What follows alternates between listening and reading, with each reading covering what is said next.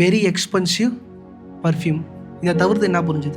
ஏன் இதை மார்த்தாள் பண்ணலை? ஏன் இதை லாசரு பண்ணல? ஏன் இவ பண்ணான்? இதை பண்ணும்போது கிட்டத்தட்ட ஒரு மாதிரி ஒரு அருவருப்பான ஒரு காரியமாக இருக்கும். யூதர்கள் மத்தியில் இதை பார்க்கும்போது எப்படி இருக்கும்? ஆனால் ஏசு என்ன பண்ணார்? அலோவ் பண்ணார். சுற்றி இருக்கிற எல்லா ஜனமும் அழுதாங்க. ஓகே, இவர் தான் கடவுள், போய் உயிரோட எழுப்ப போறாரு, எதுக்கு அழுதார்?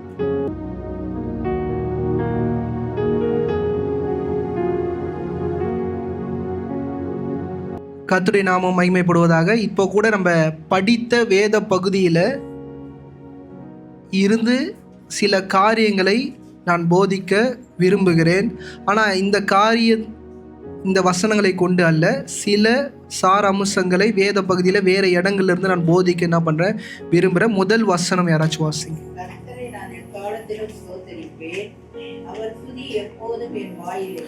அவருடைய துதி எப்பொழுதும் என் வாயில் என்ன பண்ணுமா? இருக்குமா? அவர் ரட்சிக்கப்பட்ட ஒரு நபருடைய வாழ்க்கையில் தன்னுடைய வாயில் அனுதினமும் மாத்திரம் இல்லை, எப்பொழுதும் பிரச்சனையான நேரத்திலையும் சோதனையான காலத்திலையும் தேவனை துதிக்க வேண்டியது மிக மிக அவசியம். இன்னைக்கு இந்த சபைக்கு நான் ஒரு காரியம் சொல்ல விரும்புகிறேன். நாம் உடைக்கப்படும் போது எதை வெளிப்படுத்துகிறோம்? சபை நன்றாய் புரிந்து கொள்ளுங்கள். நாம் உடைக்கப்படும் போது எதை வெளிப்படுத்துகிறோம்? இன்னைக்கு ரட்சிக்கப்பட்ட இந்த சபையில் அமர்ந்திருக்கிற யாவருக்கும் தேவனுடைய வார்த்தை, நீ உடைக்கப்படும் போது எதை வெளிப்படுத்துறீர்கள் என்பது மிக மிக முக்கியம். இன்னைக்கு ரட்சிக்கப்பட்டு இந்த சபையில் அமர்ந்திருக்கிறவங்க எல்லாருக்கும் ஒரு காரியத்தை நான் உங்களுக்கு சொல்கிறேன். இந்த புரோக்கன்னஸ், உடைக்கப்படுகிற அனுபவம் என்பது ஏதோ ஒரு நபருக்கு முதிர் வயதில் உண்டாகிறது அல்ல. ஒரு சிறு பிள்ளையை நீங்கள் எல்கேஜியில் சேர்க்குறீங்க பாருங்கள், அன்னிலேருந்து ஒரு உடைக்கப்பட்ட அனுபவத்தை அந்த பிள்ளை என்ன பண்ணும்? சந்திக்கும். அந்த ஸ்கூலில் நீங்கள் எட்டுமே அந்த ஃபஸ்ட் டே சேர்க்கும் போது அந்த பிள்ளைக்கு ஒரு புரோக்கன்னஸ் உண்டாகும். என்ன தெரியுமா? அம்மாவும் அப்பாவும் எட்டு வந்து என்ன பண்ணிட்டாங்க? தள்ளிட்டாங்க, எனக்கு ஏதோ தீங்கு செஞ்சுட்டாங்க, நான் ஹாப்பியாக வீட்டில் இருந்தேன், ஆனால் ஸ்கூலில் சேர்த்து என்ன பண்ணுறாங்க? கொடுமை பண்ணுறாங்க. இப்படி அந்த குழந்தையோட பார்வையில் பார்க்கும்போது அது என்னவாக இருக்கும்? கொடுமையாக இருக்கும். ஆனால் தகப்பன் தாயோட பார்வையிலேருந்து பார்த்தா அது என்னவாக இருக்கும்? அந்த குழந்தைக்கு ஒரு ஆசீர்வாதம்க்குரியதாக என்ன பண்ணும்? இருக்கும். இன்றைக்கி இந்த சபையில் அமர்ந்திருக்கிற நீங்கள் உடைக்கப்படுகிற அனுபவம் சின்னவங்க பெரியவங்களும் கிடையாது. இந்த பூமியில் பிறந்த என்னைக்கு கர்ப்பத்திலேருந்து தரிக்கப்பட்டு அந்த குழந்தை வெளியே வருதோ சோதனை என்ன பண்ணிடுச்சு? ஸ்டார்ட் ஆயிடுச்சு. அந்த உடைக்கப்படுகிற அந்த தருணம் என்ன ஆயிடுச்சு? நம்மளோட வாழ்க்கையில் ஸ்டார்ட் ஆயிடுச்சு. அது வீடுன்னு கிடையாது, ஸ்கூலுன்னு கிடையாது, காலேஜ்னு கிடையாது, வேலை செய்கிற இடம் கிடையாது, நீங்கள் தொழில் செய்கிற இடம் கிடையாது. ஏன் வெக்கேஷனுக்கு போயிருக்கிறேன் பாஸ்டர், அங்கேயும் என்ன ஆகும்? அனிமூனே போயிருந்தாலும் அங்கேயும் என்ன பண்ணும்? உடைக்கப்படுகிற அனுபவம் உண்டாகும். ஏன் ஃபேமிலி ஃபங்க்ஷன் பாஸ்டர், குடும்பமாக மகிழ்ச்சியாக இருக்கலாம்னு நினச்சேன் பாஸ்டர், அந்த இடத்துல வந்து என்ன ஆயிடுச்சு? என் இருதயம் உடஞ்சிருச்சு, அந்த நாள் எனக்கு என்னவா இல்லை? மகிழ்ச்சியாக இல்லை. இப்படி அநேக காரியங்களை என்ன பண்ணலாம்? நீங்கள் சொல்லலாம். ஏன் இன்னும் ஒரு ஸ்டெப் மேலே போய் பாஸ்டர் ஜெபம் பண்ணலான்னு சபைக்கு வந்த சபையில என்ன பண்ணிட்டாங்க? என்ன உடைச்சிட்டாங்க. இன்றைக்கி இந்த உடைக்கப்படுகிற அனுபவம் இந்த பூமியில் எந்த மூளைக்கு போனாலும் அது என்ன பண்ணும்? உண்டாகும். இன்னைக்கு சபை ஒரு விஷயத்தை நல்லா புரிந்து கொள்ளுங்கள். உடைக்கப்பட்ட அனுபவத்தை அல்ல, தேவன் உங்கள் வாழ்க்கையில் செய்த நன்மைகளை அனுதினமும் சீரமைத்து என்ன பண்ணுங்க? யோசிச்சு பாருங்க. ஒரு பிரச்சனையில் நீங்கள் போகும்போது நீங்கள் எதை பார்க்கணுன்னா, அதுக்கு முன்னாடி சீசனில் ஆண்டவர் உங்களுக்கு செய்த நன்மையை நீங்கள் என்ன பண்ணணும்? நோக்கி பார்க்கணும், பிரச்சனையே அல்ல. இந்த காலை வேளையில் ரட்சிக்கப்பட்டு அமர்ந்திருக்கிற நம்ம எல்லாருமே நம்ம வாழ்க்கையில் எதை பார்க்குறோன்னா, நம்ம பிரச்சனையை தான் என்ன பண்ணுறோம்? பார்க்குறோம். அந்த பிரச்சனை மத்தியில் நம்மளை உடைக்கப்படும் போது தேவனாகிய கர்த்தர் உங்களுடைய ஆக்ஷனை பார்க்குறாரா? என்னது? உங்களுடைய செயல் என்ன பண்ணுறாரா? நீங்கள் உடைக்கப்படும் போது உங்கள் செயல் என்ன பண்ணுறாரா? ஆராய்ந்து கவனித்து என்ன பண்ணுறாரா? பார்க்குறாரா? அது மாத்திரம் இல்லை, உங்கள் வார்த்தை என்ன பண்ணுறாரா? கவனித்து பார்க்குறாரு. இந்த சபையில் நான் அடிக்கடி சொல்லுகிறேன், நீங்கள் உடைக்கப்படும் போது பர்ஸ்ட் அவுட் அப்போ நீங்கள் பேசுகிற வார்த்தை தான் உண்மையான ஆராதனை.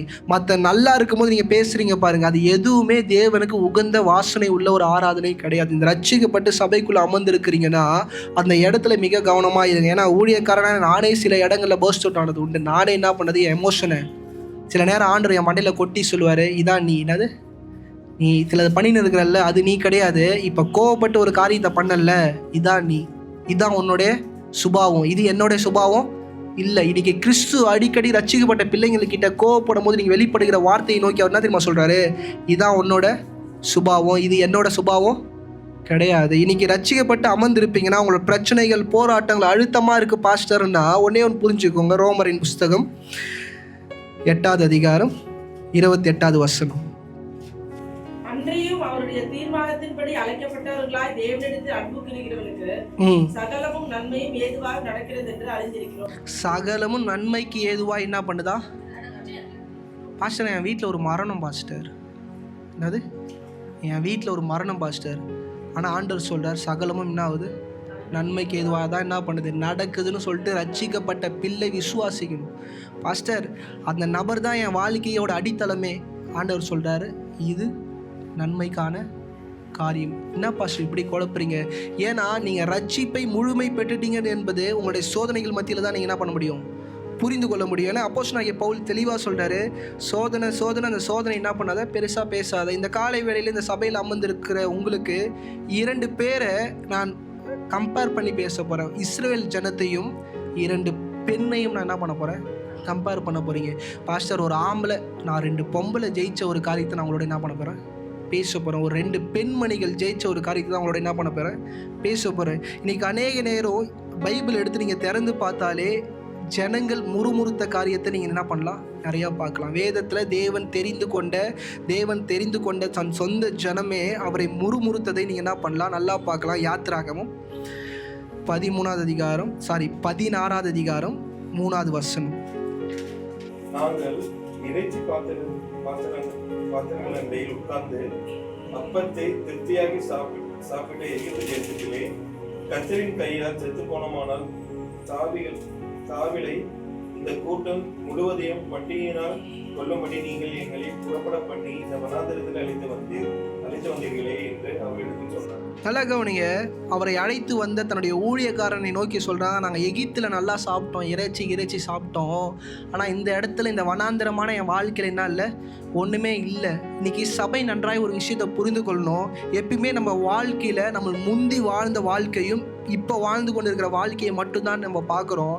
ஆனால் கர்த்தர் ஒரு விஷயம் தான் அழைக்கப்பட்ட ஜனத்துக்கிட்ட சொல்கிறாரு, உனக்கு வச்சிருக்கிற டெஸ்டினி அது வேறு.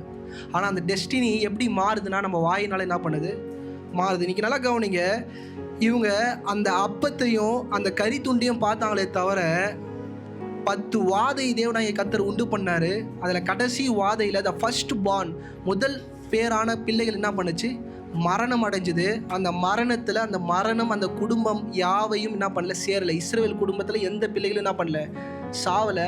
அந்த அற்புதத்தை என்ன பண்ணிட்டாங்க, மறந்துட்டாங்க. அநேக நேரம் பிரச்சனைகள் மத்தியில், போராட்டங்கள் மத்தியில், அழுத்தங்கள் மத்தியில் நம்மளை நடத்தி கொண்டு வருகிற தேவன் யார் என்று நம்ம என்ன பண்ணிடுறோம், மறந்துடும். ஏன்னா பிரச்சனையை பார்க்குறோம். நான் இப்போ நிற்கிற இடம் வனாந்திரமாக இருக்கிறது. தேவன் என்னை அழைத்து கொண்டு நடத்தி கொண்டு வருகிற பாதை என்னவாக இருக்குது, வனாந்திரமாக இருக்குது. வனாந்திரத்தில் இருந்து நீங்கள் துதி எடுக்கிற அந்த ஆராதனை மிக முக்கியம் தேவனுக்கு.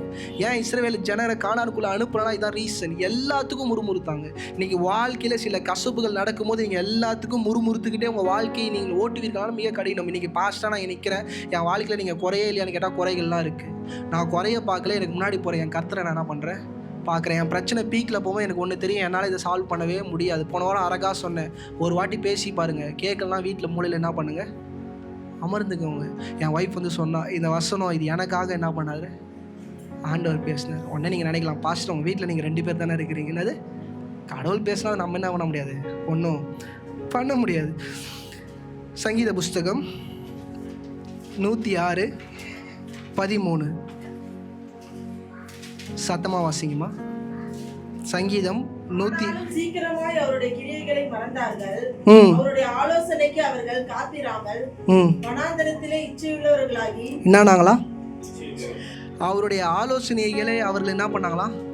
இன்னைக்கு ரட்சிக்கப்பட்ட பிள்ளைகள் அந்த வனாந்திரமான வாழ்க்கையில் போகும்போது டக்குன்னு ஆண்டவர் யாருன்றதை நம்ம என்ன பண்ணிடுவோம், மறந்துடுவோம். ஆண்டவர் உங்களை எப்படி பேர் சொல்லி அழைத்தார், எந்த இடத்துல ஒடுக்கப்பட்டு உங்களுக்கு தகுதியே இல்லைன்னு மனிதர்கள் ஒதுக்கி வைக்கும் போது உங்களை தூக்கி கொண்டு வச்ச அந்த இடத்த என்ன பண்ணுறோம், மறந்துடுவோம். நீங்கள் நல்லா யோசிச்சு பாருங்கள். இங்கே இருக்கிற நான் எல்லாருக்குமே ஓப்பனாக சொல்லுவேன், உங்கள் திரும்பி உங்கள் வாழ்க்கையை பாருங்களா, அது எப்படி துவங்குச்சு, நல்லா சொல்லுங்கள். நல்லா துவங்குச்சா, சூப்பராக துவங்குச்சா? எத்தனை பேர் உங்களை நிராகரித்தாங்க, எத்தனை பேர் உங்களை இது பண்ணாங்க? இன்றைக்கி நானே இந்த ஊழியக்காரனா இங்கே நிற்கிறேன், என்னையே எத்தனை பேர் நீ ஊழியக்காரனே இல்லைன்னு என்ன பண்ணாங்க, நிராகரித்தாங்க. நான் என்றைக்குமே அதை நிராகரிப்பை நான் பண்ணல, பார்க்கல. கர்த்தர் எனக்கு வைத்ததை மாத்திரம் தான் நோக்கி என்ன பண்ண போனேன். இன்றைக்கி இந்த சபையில் அமர்ந்திருக்கிற நீங்கள் கர்த்தர் எனக்கு செய்வார் என்று விசுவாசிச்சிங்கன்னா சோதனைகள் மத்தியில் பொறுமையாக என்ன பண்ணுங்க, போங்க. அந்த வசனம் வாசிங்களாமா. என்ன ஆயிட்டாங்களா, பிரச்சனை வரும்போது என்ன வரும்னா இச்சை வரும். சபைக்கு ஒரு விஷயம் நான் சொல்கிறேன், பிரச்சனை பீக்கில் போகும்போது ஆண்டவருடைய கோபம் மாத்திரம் ஏன் பெருகுதுன்னா, நம்ம இருதயத்தில் இச்சை என்ன ஆகுமா? பாவம் செய்ய இருதயம் என்ன பண்ணுமா? தூண்டுமா? சபை நன்றாய் புரிந்து கொள்ளுங்க. இப்படிப்பட்ட இடத்துக்குள்ளே போய் சிக்கிட்டிங்கன்னா கடவுளால் என்ன பண்ண முடியாது? எதுவுமே பண்ண முடியாது. இப்போ நம்ம சபையாக இங்கே அமர்ந்திருக்கிறோம். நான் 2 பெண்களை குறித்து உங்களோடு பேச விரும்புகிறேன். இந்த காலை வேளையில் இந்த பெண்களை குறித்து நீங்கள் அநேக முறை படித்திருப்பீங்க, அநேக முறை அவர்களை பற்றி என்ன பண்ணியிருப்பீங்க? கேட்டிருப்பீங்க. ஆனால் இன்றைக்கி இந்த அதிகாரத்தை நான் பேசும்போது அவங்க வாழ்க்கை தரத்துக்குள்ளாய் நீங்கள் இறங்கி போய் அந்த இடத்துலேருந்து இந்த வசனங்களை என்ன பண்ணுங்கள்?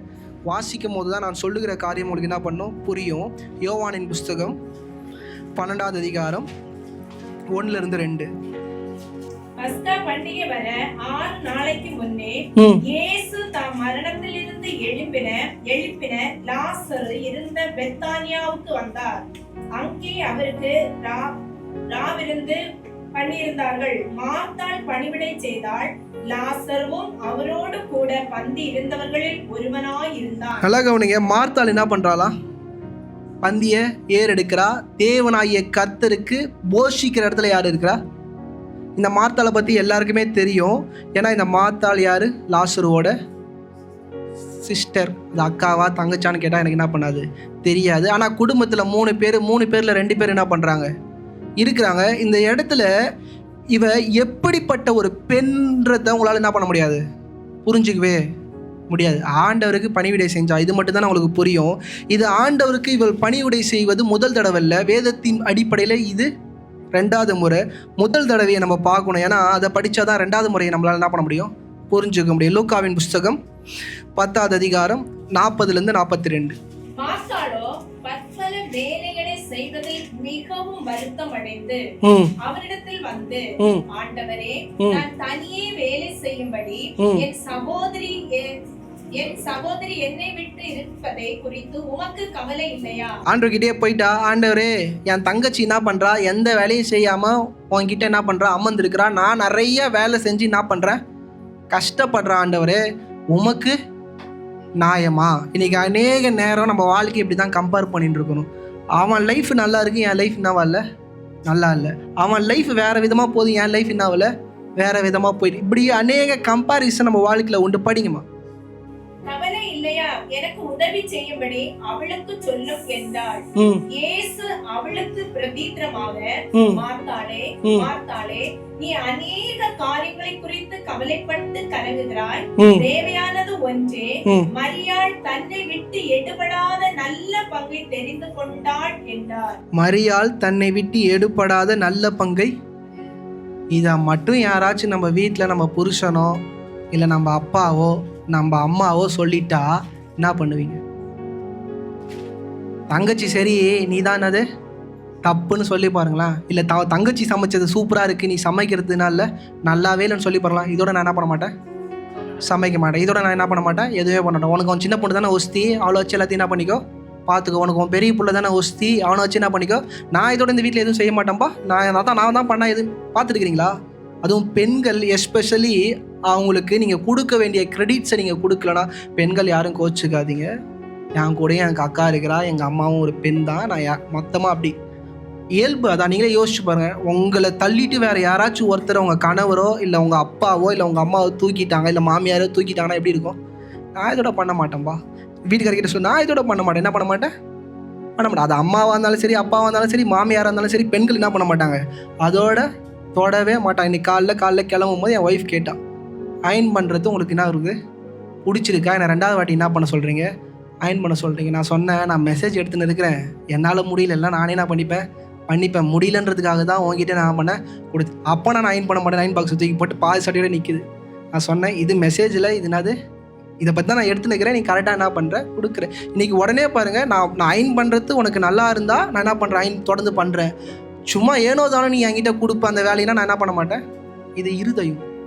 இன்னைக்கு அநேக நேரம் இப்படிப்பட்ட இருதயத்தில் நீங்கள் இருப்பீங்கன்னா உங்கள் வாழ்க்கை என்னது? கஷ்டம். ஏன்னா முதல் தடவை அவள் பணிவிடை செய்யும் போது ஆண்டவர் என்ன பண்ணிட்டாரு? அம்மா நீ பண்ணது தப்புமா, உன் தங்கச்சி பண்ணது தான் சரி. இப்படிப்பட்ட சூழ்நிலை தான் மறுபடியும் வந்து மார்த்தாள் என்ன பண்ணுறா? பணிவிடை செய்கிறா. அவள் உடைக்கப்பட்ட நிலையில் அவள் எதை வெளிப்படுத்துகிறா? யோசிச்சு பாருங்க. மார்த்தாளை தேவனாகிய கர்த்தர் அந்த அதிகாரத்தில் உடைச்சிட்டார். அவர் செய்த வேலையை ஒன்றுமே இல்லைன்னு என்ன பண்ணிட்டாரு, சொல்லிட்டாரு. அதுக்காக அந்த வேலையை நான் செய்யவே மாட்டேன்னு சொல்லிட்டு அவன் என்ன பண்ணல, ஒதுக்கலை. திருப்பி இயேசு வராரு, அந்த வீட்டில் போய் என்ன பண்ணுறா, வேலை செய்கிறா. இன்னைக்கு நல்லா ஒரு விஷயம் புரிஞ்சுக்கோங்க. போன வாட்டி அது மார்த்தாளோட வீடு, இந்த வாட்டி அவள் இருக்கிறது அவள் வீடு. அவங்க வேலை செய்யணுன்னே நம்ம இந்த ஒரு சாகு கிடைச்சா என்ன பண்ணும், ஒதுங்கி கரெக்டாக இது நம்ம வீடு இல்லை, நம்ம என்ன பண்ண தேவையில்ல, வேலை செய்யணும் ஒதுக்கிடும். ஆனால் மார்த்தாளோட இருதயம் பாருங்கள், அவளோட இருதயத்தை நீங்கள் நன்றாய் புரிந்து கொள்ள வேண்டுமென்றால் அவளுடைய வழியில் இருக்கிற தவறை மட்டும்தான் மாற்றிக்கினாலே தவிர வழியை என்ன பண்ணல. நீங்கள் சபைக்குள்ளே அமர்ந்திருப்பீங்கன்னா உங்கள் வழியில் இருக்கிற பிழையை மட்டும்தான் நீங்கள் மாற்றணுமே தவிர வழியை என்ன பண்ணக்கூடாது, மாற்றக்கூடாது. உங்கள் வாழ்க்கையில் சில பிழைகள் உண்டு, உங்கள் வாழ்க்கையில் சில செயல்பாடுகள்னால் அது தவறாக இருக்கும். அதை என்ன பண்ணுங்கள், மாற்றி கொள்ளுகிற அனுபவத்துக்குள்ளே என்ன பண்ணுங்கள் வாங்க. அதுதான் தேவனாகிய கர்த்தர் என்ன பண்ணுறாரு, விரும்புகிறார். ஏன்னா மத்தேயின் புஸ்தகம் 26:6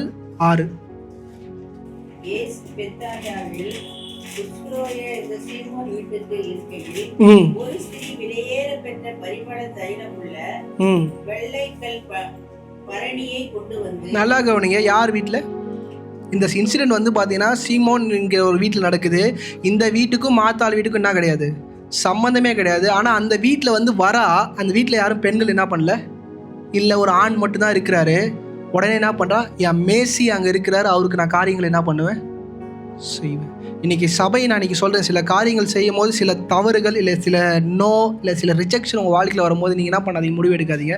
நான் இதோட என்ன பண்ண மாட்டேன், எதுவும் பண்ண மாட்டேன், எனக்கும் இதுக்கும் என்ன இல்லை, சம்மந்தமே இல்லை. இப்படிப்பட்ட மைண்ட் செட்டுக்குள்ளே போவீங்கன்னா தேவன் வைத்த மகத்தான காரியங்களை நீங்கள் என்ன பண்ணுவீங்க, எழுந்து போயிடுவீங்க. பிலிப்பியரின் புஸ்தகம் 2ஆம் அதிகாரம் 6-8.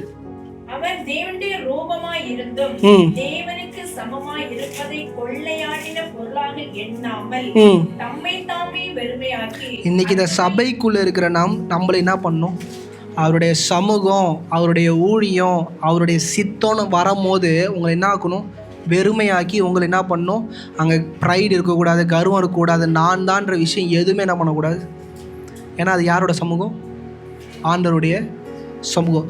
உங்கள் வீட்டில் நீங்கள் ராஜா, என் வீட்டில் நான் ராஜா. ஆனால் சபைன்னு ஒரு இடம் வந்துட்ட பிறகு சபையில் மிக கவனமாக இருக்கணும். யார் நாம மகிமை பண்ணணும், பாஸ்டோட நாமெல்லாம் மகிமைப்படலாம் விட்டுறாதீங்க. ஆண்டவருடைய நாம மகிமைப்பட மிக கவனமாக என்ன பண்ணணும், இருக்கணும். படிங்கம்மா. தம்மை தாமே வெறுமையாக்கி அடிமையின் ரூபம் எடுத்து மனுஷர் சாயலானார். அவர் மனுஷ ரூபமாய் காணப்பட்டு மரண பரியந்தம், அதாவது சிலுவையின் மரண பரியந்தமும் கீழ்ப்படிந்தவராகி தம்மை தாமே தாழ்த்தினார். தம்மை தாமே என்ன பண்ணாரா? இன்னைக்கு இயேசு கிறிஸ்து தெய்வமா இந்த பூமிக்குள்ள வந்தாலும் அதுக்கு தான் ஆண்டவர் எங்கேயுமே வாயை திறந்து ஸ்ட்ராங்கா சொல்லியிருக்க மாட்டார், நான் தான் கார்டன். அப்படிதான், அப்படி வச்சுக்கோ, இப்படி தான் ரட்சகர், இப்படி தான் பேசியிருப்பாரே தவிர அதை தான் சில பேர் என்ன சொல்கிறாங்க, கிளைம் பண்ணிருக்கிறாங்க. ஏன்னா ஆண்டவர் அவர் வந்த வேலை பாவ இருளில் மாட்டிக்கொண்டு இருக்கிற ஜனங்களை ரட்சிக்க மட்டும்தான் என்ன பண்ணார். அவர் கடவுள்னு ஷோ ஆஃப் பண்ண, அவர் தான் தெய்வம்னு ஷோ ஆஃப் பண்ண என்ன பண்ணல, இந்த பூமியில் வரல. இன்றைக்கி நம்மளும் ரட்சிக்கப்பட்டு இந்த சபைக்குள்ளே இருக்கிறோம். என்னோட வேலையில் கர்த்தருடைய நாமம் மகிமைப்படுமா, இதுதான் நீங்கள் என்ன பண்ணணும், சபைக்குள்ளே யோசிக்கணுமே தவிர இல்லை என் பேர் குறைஞ்சிருச்சு, என் பேர் ஏறிடுச்சுன்ற இடத்துக்குள்ளே நீங்கள் என்ன பண்ணக்கூடாது, வரக்கூடாது. மார்த்தாளோட வாழ்க்கையில் ஒரு சின்ன பிழையை தேவனாகிய கர்த்தர் சுட்டி காட்டும் போது அதனால் அவள் வாழ்க்கை என்ன ஆகலை, டவுன் ஆகலை, ஒரு ஸ்டெப்பு மேலே தான் என்ன பண்ணா போனால். இன்றைக்கி சபையில் ஒரு விஷயம் நன்றாய் புரிந்து கொள்ளுங்கள். சங்கீதம் 139 23-24 இதை கவனமாக கவனிங்க. சங்கீதம் 139 23-24 நல்லா கவனிங்க. தாவீது அழகா சொல்றாரு, தேவனே நீர் என்னை என்ன பண்ணுங்க, ஆராய்ந்து என் இருதயத்தை என்ன பண்ணுங்க, புரிஞ்சு கொள்ளுங்க. ஆண்டவரே என் இருதயத்தை என்ன பண்ணுங்க, கொஞ்சம் தெரிஞ்சு கொள்ளுங்க. படிங்கம்மா. என்னை சோதித்து என் சிந்தைகளை என்ன பண்ணுங்க, அறிந்து கொள்ளுங்க. வேதனை உண்டாக்கும் வழி சபைக்கு புரியுதா? வேதனை உண்டாக்கும் வழி யார்கிட்ட இருக்கு? ஆண்டவர்கிட்ட வேதனை உண்டாக்குகிற வழி கிடையாது. தாவீது தெளிவாக சொல்றாரு, ஆண்டவரே என் பாதையை கொஞ்சம் நிதானிச்சு நீங்கள் பாருங்கள், எனக்கு என்ன பண்ணல புரியல, நான் ஓடிக்கொண்டிருக்கிற ஓட்டத்தில் நான் சரியாக தவறான்றது எனக்கு என்ன பண்ணல புரியல, எனக்கு என் வாழ்க்கையில் வேதனை உண்டு பண்ணுகிற வழி இருக்குது. என்னது? நான் கண்ணீர் சிந்துகிற வழி எதுக்குள்ளே உண்டாகுது? தயவுசெய்து கண்டுபிடிச்சி சொல்லுங்க ஆண்டவர். மாத்தாவோட வாழ்க்கையில் ஆண்டவர் சொன்னார் தப்புமானு, உடனே என்ன பண்ணிட்டா? கீழ்ப்படிச்சிட்டா. இன்றைக்கி சபை அந்த இடத்துக்கு வர முடியல. ஏன் வர முடியல? நமக்கு சத்தியவசனம் தெரியும், அதை கேட்க நமக்கு என்ன இல்லை, மனசா இல்லை. நான் இதோட என்ன பண்ண மாட்டேன், செய்ய மாட்டேன். நீங்கள் என் தங்கச்சியை தூக்கி என்ன பண்ணிட்டீங்க, பேசிட்டீங்க, என்ன பண்ணல, தூக்கி பேசலன்ற இடத்துக்கு வரும். இன்றைக்கி ஆண்டவர் இதுதான் கேட்குறாரு.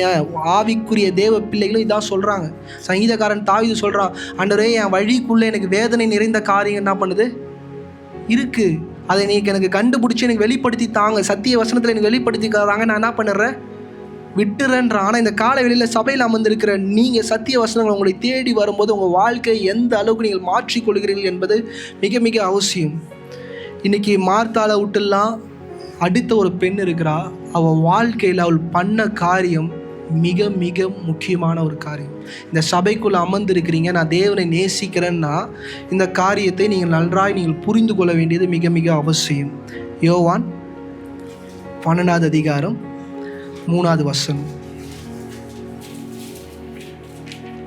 அப்பொழுது மரியாள் விலையேற பெற்ற கலங்கமில்லாத நலதலாம் என்னும் தைலத்தில் ஒரு ராத்தல் கொண்டு வந்து அதை இயேசுவின் பாதங்களில் பூசி தன் தலைமயிரால் அவருடைய பாதங்களை துடைத்தாள். ஏங்க இந்த காரியத்தை பண்ணா? சபை நல்லா புரிஞ்சுக்கோங்க. ஏன் இந்த காரியத்தை மரியாள் பண்ணா? அண்ணனோ தம்பியோ யாரோ ஒரு ஆள் பந்தியில் என்ன பண்ணுறான், ஆண்டவரோட உட்காந்து கொண்டு இருக்கிறான். இன்னும் ஒருத்தர் வேலையை என்ன பண்ணுறா, செய்து கொண்டு இருக்கிறா. ஆனால் இவ அந்த இடத்துக்குள்ளே புதுசாக என்ன பண்ணுறா, உள்ளே வரா. உள்ளே வந்து வெரி எக்ஸ்பென்சிவ் பர்ஃப்யூம், அது எதுவானாலும் நீங்கள் என்ன பண்ணுங்க, அதை எடுங்க. அதை எடுத்துகிட்டு வந்து யாரோட பாதத்தில் என்ன பண்ணுறா, இயேசுவோட பாதத்தில் ஊத்துறா. என்ன நடக்குது? நன்றாய் புரிந்து கொள்ளுங்க. சபையில் 2 விதமான கூட்டங்கள் இருக்குது. தேவனை சேவிக்கிற கூட்டம். என்னது? தேவனை சேவிக்கிற கூட்டம். இன்றைக்கி இயேசு கிறிஸ்து வந்துட்டார். மாத்தாள் என்ன பண்ணுறா, போய் எல்லா வேலையும் என்ன பண்ணுறா, செய்கிறா. நம்ம லாசரஸ் என்ன பண்ணுறாரு, கூட ஜாலியாக இயேசு கூட உட்காந்துட்டு இருக்கிறாரு. ஆனால் மரியாள் மட்டும் வேறு. இந்த இடத்துல இந்த ஆத்தர் எழுதும் போது சபைக்கு ரட்சிக்கப்பட்ட பிள்ளைகளுக்கு வேறு ஒன்று சொல்கிறாரு. ஆனால் இந்த இடத்த நம்ம படிக்கும் போது ஏதோ விலை உயர்ந்த ஒரு காரியத்தை ஆண்டவருக்கு என்ன பண்ணிட்டா, கொடுத்துட்டா. எஸ், அஃப்கோர்ஸ் விலை உயர்ந்த காரியத்தை அவன் என்ன பண்ணிட்டா, கொடுத்துட்டா. இன்றைக்கி நல்லா சபையை புரிந்து கொள்ளுங்க. ஒரு கூட்டம் சபைக்குள்ளே சர்வீஸ் பண்ணுறாங்க. என்ன பண்ணுறாங்க? கிவிங் கிடையாது. நான் சொல்கிறது புரியுதா? சர்வீஸ் இருக்குது, கிவிங் கிடையாது. இன்றைக்கி இந்த வசனம் it's not about only for church members, it's about churches. சபையை என்ன பண்ணுது, சர்வீஸ் தான் பண்ணுது. எதையும் என்ன பண்ணல, கொடுக்கல. ரட்சிப்பு எங்கேருந்து துவங்கிச்சு நீங்கள் யோசித்து பார்த்தீங்கன்னா, மிஷினரிமார்கள் இந்த இந்தியாவுக்காக இருக்கட்டும் இல்லை எல்லா தேசத்துக்கும் they come serve as well as give, கொடுத்தாங்க. இன்றைக்கி எந்த சபை என்ன பண்ணுறதில்ல, கை நீட்டி கொடுக்கறதில்ல. கொடுங்க கொடுங்க கொடுங்க. இந்த வசனம் எப்பயுமே மக்களை பார்த்த மாதிரி திருப்புறாங்க. ஆனால் இந்த வசனத்தை நீங்கள் சபையை பார்த்த மாதிரி திருப்பணும், உங்களை பார்த்த மாதிரி என்ன பண்ணணும், திருப்பணும். The church need to serve as well as give. சபையை என்ன பண்ணணும், கொடுக்கணும். எப்படி கொடுக்கணும்? இன்னைக்கு மரியாதை எப்படி கொடுத்தா, எக்ஸ்பென்சிவான காரியத்தை என்ன பண்ணா கொடுத்தா. இன்னைக்கு சபை ஒரு எக்ஸ்பென்சிவான காரியத்தை எப்படி கொடுக்குங்க, கொடுக்குதா? நீங்கள் யோசிச்சு பாருங்கள். சபைகள் என்ன பண்ணுறதில்ல, கொடுக்கறதில்ல. நீங்கள் அநேக மிஷினரிமார்களோட வாழ்க்கை நீங்கள் எடுத்து பார்த்தீங்கன்னா, தன் வாழ்க்கைக்கு உண்டான ஜீவனை மாத்திரம் இல்லை, தனக்கு உண்டான எல்லாத்தையும் என்ன பண்ணாங்க, கொடுத்தாங்க. நீங்கள் இப்படிலாம் இந்த பக்கம்லாம் போனீங்கன்னா, பெங்களூர் சைடில் போனீங்கன்னா, வெள்ளூர் சிஎம்சியா, ரைட்டா, வெள்ளூர் சிஎம்சி, அதெல்லாம் ஒரு மிஷினரிமார் என்ன பண்ணது, கட்டினது. இன்றைக்கி சபை எது மேலே ஃபோக்கஸ் இருக்குன்னா, சர்ச்சு மேலே என்ன பண்ணுது, ஃபோக்கஸில் இருக்குது. பெரிய பெரிய பில்டிங் மேலே என்ன பண்ணுது, ஃபோக்கஸாக இருக்குது. ஸ்கூல், காலேஜ், ஹாஸ்பிட்டல் மேலே என்ன இல்லை. அப்படி ஹாஸ்பிட்டல் கட்டினாலும் we need to pay. என்னது, வாட்ஸ் அ டிஃப்ரெண்ட் பிட்வீன் புறஜாதிக்கு நமக்கு என்னது? சபை எதை நோக்கி ஓடிக்கொண்டிருக்கு? ஏன்னா தேவன் பண்ணதை சபைகள் என்ன பண்ணல. இன்றைக்கி சபைக்குள்ளே அமர்ந்திருக்கிற விசுவாசிகள் என்ன பண்ணல, கொடுக்கல. அவன் தன்னுடைய வாழ்க்கையில் 1 வருடமாய் சேர்த்து வைத்த காரியத்தை தேவனுக்கு என்று என்ன பண்ணா, கொடுத்தா. எதுக்கு கொடுத்தா? ஏன்னா லாசருவை தேவனாகிய கர்த்தர் உயிரோடு என்ன பண்ணுறாரு, இன்றைக்கி வாழ்க்கையில் தேவனாகிய கர்த்தர் உங்களுக்கு நன்மை செய்யும் போது அவருக்கு நீங்கள் என்ன செய்கிறீங்கன்றது தான் தேவனாகிய கர்த்தர் பார்க்குறார். இன்றைக்கி நான் இன்னும் பேசும்போது உங்களுக்கு புரியும். ஏன்னா இந்த இடத்த படிக்கும்போது நேற்று நைட்டு எனக்குள்ளே வந்த ஒரு கொஸ்டின், காலைல திருப்பி 5 மணிக்கு எழுந்து நான் அதை படிக்கும் போது என் மைண்டை ப்ளோ பண்ணிடுச்சு. நான் இது வரைக்கும் இந்த பெஸ்ட்டை கொடுத்தா ஆண்டர் அதுக்குள்ளே இன்னும் நிறையா இருக்குது. என்னது நிறையா இருக்குது. தான் வாழ்க்கையில் சேர்த்து வைத்த மொத்த பணத்தை என்ன பண்ணுறா, வெரி எக்ஸ்பென்சிவ் காரியத்தை ஆண்டருக்கு என்று கொடுக்குறா. இப்போதைக்கு எடுத்து பார்த்தா அதோட வேலை ஒரு 50,000. என்னது அந்த காலத்தில் 50,000 நீங்கள் கணக்கு பண்ணிங்கன்னா இப்போ இருக்கிற கோடிக்கு என்னது அப்படிப்பட்ட காரியத்தை கொடுத்தா, நான் இன்றைக்கி சொல்கிறேன், மார்த்தாள், மரியாள், லாசருஸ் பிச்சைக்காரன் கிடையாது. They are very rich. நல்லா கவனிங்க, யாரை உயிரோட எழுப்பினார்? லாசருவை தான் தேவனாகிய கர்த்தர் உயிரோட என்ன பண்ணார்? எழுப்பினார். யார் கொடுத்துருக்கணும்? லாசரு தான் என்ன பண்ணியிருக்கணும்? ஆண்டவருக்கு என்ற காரியத்தை கொடுத்துருக்கணும். ஆனால் லாசரு ஜம்முன்னு ஏசு கிறிஸ்து பக்கத்தில் என்ன பண்ணிட்டாரு? உட்காந்துட்டார். ஏசு கிறிஸ்துவோட உட்காந்து சாப்பிட்றாரு. மார்த்தாள் வராங்க. அவங்க என்ன பண்ணுறாங்க? ஏசு கிறிஸ்துவுக்கு பணிவிடை செய்கிறாங்க. உங்களோட தேங்க்ஸ் கிவிங்கிறது எப்படி இருக்குது? நான் சொல்லுது புரியுதா?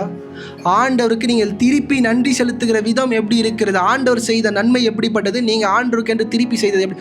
இது டைத்து, ஆஃபரிங், இதெல்லாம் நீங்கள் உங்கள் இருதயத்துலேருந்து நீங்கள் கொடுத்தா மாற்ற தான் அக்செப்ட் பண்ணிப்பேன். அதை தாண்டி சில காரியங்களை உங்களுக்கு பேச விரும்புகிறேன். ஏன்னா கொடுக்கறது அவசியம். ஆனால் அதை நான் சொல்லி நீங்கள் கொடுத்தீங்கன்னா அது தவறாயிடும். நான் இன்னொரு விஷயம் சொல்கிறேன். ஆண்டவருக்காக என்னைக்காச்சும் உங்கள் வாழ்க்கையில் பிடிக்காத காரியம், ஆண்டவருக்கு பிடிக்காத காரியம், உங்களுடைய கோவத்தை என்னைக்காச்சும் தேங்க்ஸ் கிவிங்காக கொடுத்துருக்கிறீங்களா? ஆண்டவரே, நான் இதோட ஆண்டவரே, இதோட என் வார்த்தைகளை நான் என்ன பண்ணுறேன்? ஏன்னா இந்த காலகட்டத்துக்கு வெரி எக்ஸ்பென்சிவ்னு எடுத்தால் அதான் தானே இருக்குது. ஏன்னா ஆண்டவர் குணத்தை கேட்குற அந்த குணம் தான் நம்ம வாழ்க்கையில் தேவனோடு நம்மளோட கிட்டி சேர முடியாமல் தடுக்கிற ஒரு காரியமாக இருக்கிறது. அந்த நாளில் பணம் இருந்துச்சு, இந்த நாளில் என்னவா இருக்குது? பணமும் இருக்குது, நான் இல்லைன்னு சொல்ல. குணம் என்னாவது? ஆண்டவரே, நான் உமக்காக சில காரியங்களை நான் பண்ண மாட்டேன் ஆண்டவரே. இந்த 2026 நான் போகிறேன். என்னை வேதனைப்படுத்தக்கூடிய காரியத்தை நான் உமக்காக என்ன பண்ணுறேன்? இதை நான் பண்ணுறேன். காலைல ஏஞ்சி 5 மணிக்கு நான் ஜெபிக்கிறேன்றது உங்களுக்கு என்னவா இருக்கும்? வேதனைக்கு உண்டான காரியம். 5 மணிக்கு ஏஞ்சிக்கிமே பாஸ்டர்னு சொல்லுவீங்க. ஆனால் நீங்கள் ஆண்டவர்கிட்ட அது சொல்லுங்கள், ஆண்டவரே, என் வாழ்க்கையில் இவ்வளோ நன்மை செஞ்சுருக்கிறீங்க, நான் உமக்காக 5 மணிக்கு நான் பண்ணுறேன், எழுந்து ஜெபம் பண்ணுறேன். இந்த 2026 ஃபுல்லாக நீங்கள் சொன்னீங்கன்னா that's a gift you going to give God. இல்லைனா டைத்து கூட நீங்கள் எடுத்துக்கோங்களா, உங்களை கஷ்டப்படுத்தக்கூடிய காரியத்தை நீங்கள் ஆண்டவருக்கு என்ன பண்ணணும்? கொடுக்க என்ன பண்ணுங்கள்? கற்றுக்கோங்க. இன்றைக்கி மார்த்தாள் பண்ணதுக்கும் நம்ம பண்ணுறதுக்கும் என்ன வித்தியாசம்? நல்லா யோசிச்சு பாருங்கள். We are giving, we are doing. ஆனால் எல்லாமே சேஃப் ஜோன்லேருந்து என்ன பண்ணுறோம்? எல்லாமே சேஃப். என்னால் முடிஞ்சதை நான் என்ன பண்ணுவேன்? 8 மணி ப்ரேயராக? இல்லை, என்னால் முடியாது. என்னது?